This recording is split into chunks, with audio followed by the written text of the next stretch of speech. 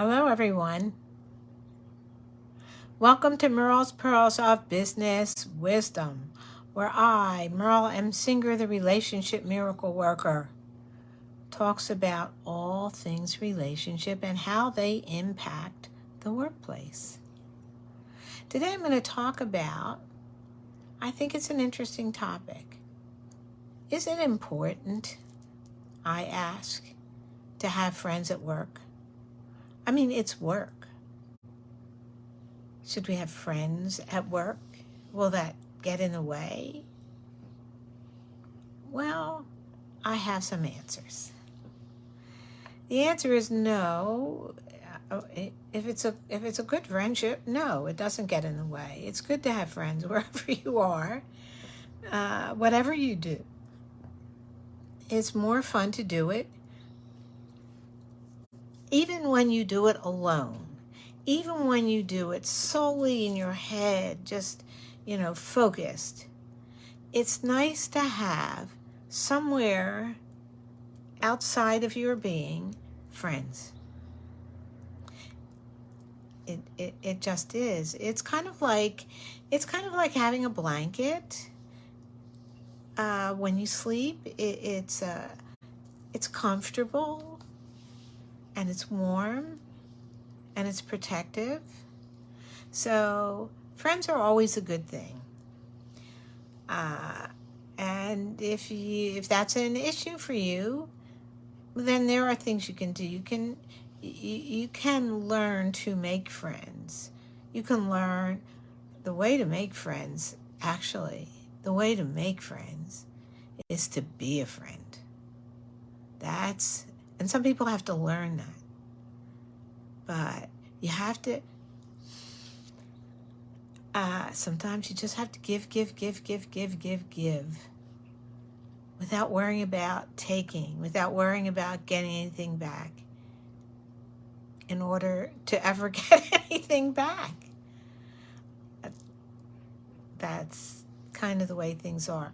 So in addition to avoiding burnout, which is you just getting tired of the darn work, and there's just no point in doing it anymore because it's boring and you just burn out.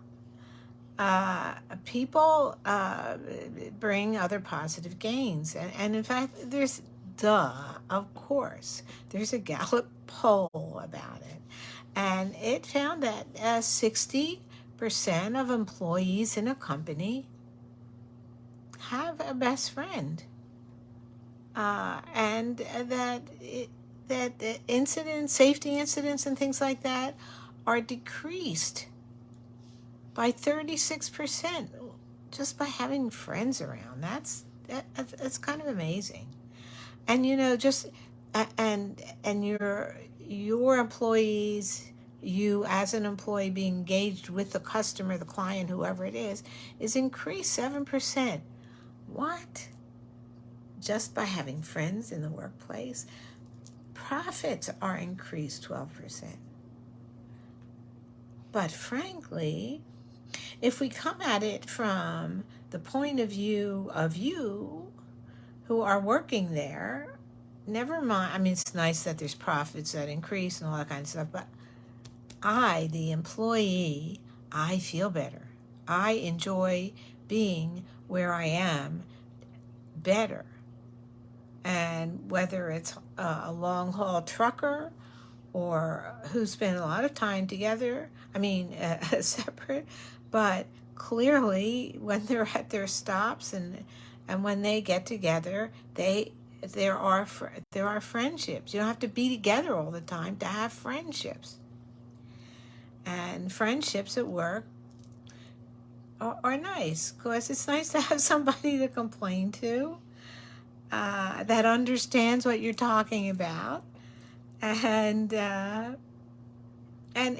it decreases your need to complain because you already know somebody has that feelings, issues that you have, even if they're not exactly the same, even if they're in a different department. There are things that you can it seems to me with people, it's all about how we're different and how we're the same. And how we're different is kind of interesting. And oh, really? It's kind of like looking at dinosaurs. Oh, or hippopotamuses. Isn't that strange? but but there are things that are the same, and that's always a warm fuzzy. So having a friend at work absolutely makes you feel better. Makes you, by the way, it makes you not be so anxious to look for another job. Not that there couldn't be another job that might be a little bit better, but you got this friend here, and everything else is okay.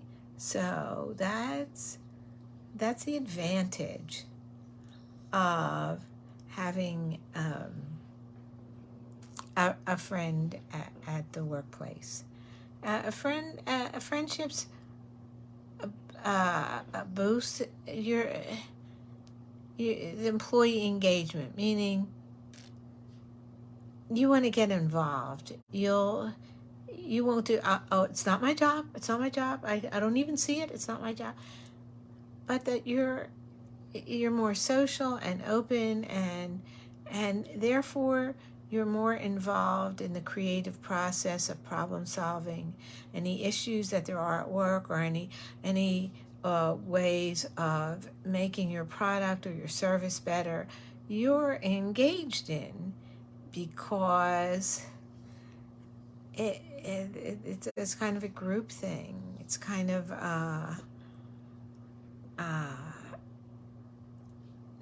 maybe it's like for some people going to church. It's that you get it. I think school is great for children, because you get that sense of belonging with other people. I mean, you're different. They're all different from you, and you're different from anybody else. And sometimes that's good, and sometimes you're not so sure it's good, but you're together. And within that group of being together with other people, if you can pick out one or two people. So if you're not good at having friends, I mentioned at the beginning, how do you get better? Okay, so how you get better at having friends is get better at being a friend. Okay. So what does that mean, Merle? Okay, I'll tell you what that means is pay attention to the people around you, or somebody. Certainly there are some people you don't want to be friends with, so don't worry about them. But of the people that you would like to be friendly with, and pay attention. And if they do something at work that's good, say, hey, Bill, that was a good job. Or if they come in with this crazy hat, say, that is a cool hat. Find something to compliment them on, or find something to say nice to them. And don't expect anything back. Don't even, just other than a nod and thanks. That's all. But just do it on a regular basis. Just quick, to the point, done. No big, and so therefore, where you and I can be buddies, blah, blah, blah, you don't need their friendship. You just like them, and you want to tell them that's nice. So that's a way to start making friends, is to find, and you can do that in general. And if you do it in general, people will notice. And they will notice that you say nice things. And they will, it takes time. Us people, we don't rush at things. Well, sometimes we do, but a lot of times we don't. And so it does take time to make friends and to feel that you can trust that it's a friend, but just be consistent at saying nice things, at noticing good things. Even just that, all you have to do. But you can also, if you notice that there's something that they need, then you can do that thing for them. Do something that they need, and just do it on a consistent basis. And for you people that are having trouble finding a friend or feeling good about a friend, tell me. Just, it's no big complicated thing. You don't have to read a book about it.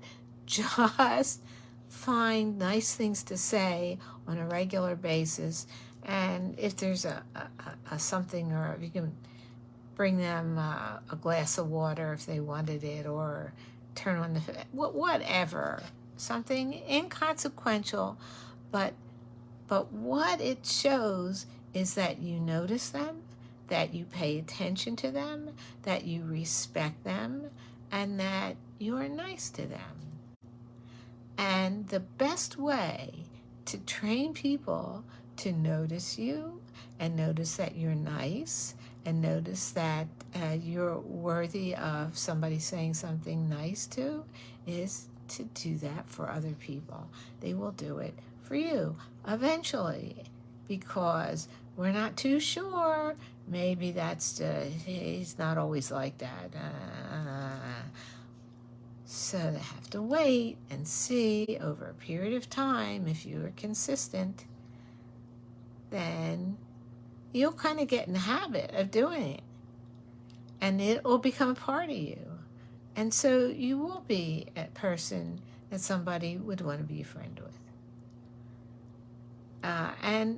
And practice that. And if you don't have a friend at work, practice it at work.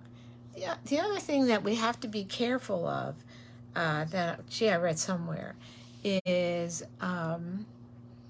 COVID has messed with us, and we're not as comfortable at work. We feel a little isolated at home. So if you have a work person that's at home, you can do an extra Zoom or something. Just do something that reaches out. Every time you reach out, not to ask for anything. In fact, somebody, listen to this. We used to own an apartment building, and a tenant called up my husband and said, this tenant that, and I always thought you were terrific, and the new apartment people aren't as good as you are. You were terrific, and I just wanted to know, how are you doing? Are you doing okay?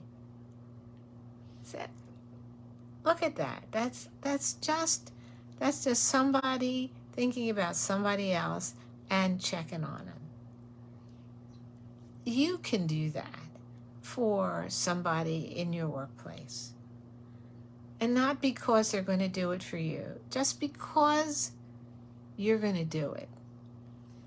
And that gives you practice in being a worthy friend, and it too will come to you. And it's worth it, because having friends, if having friends shows you somebody that's really nice, that you really like, that's not perfect. And if that person that's really nice and you really like isn't perfect, then that gives you permission to not be perfect. And it's a good practice in dealing with in-laws. It's good practice in finding a lifelong partner. But play with the idea, because it's an excellent thing to have some friends at work. And now you can't say to me, oh, I can't help it. Nobody, I don't have any.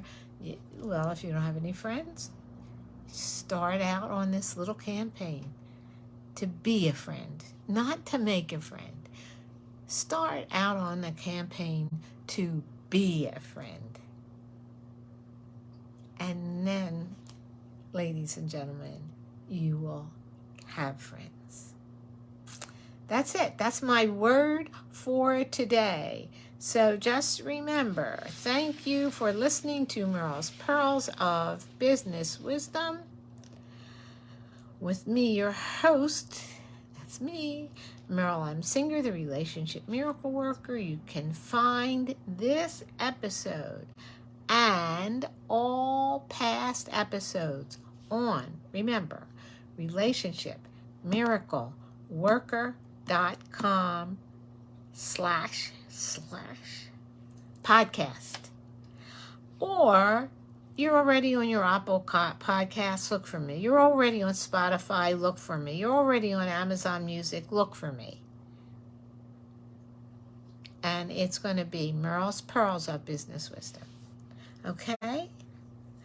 Okay, next week I'll have a different topic. The week after that I'll have a guest. And have a fabulous, wonderful week.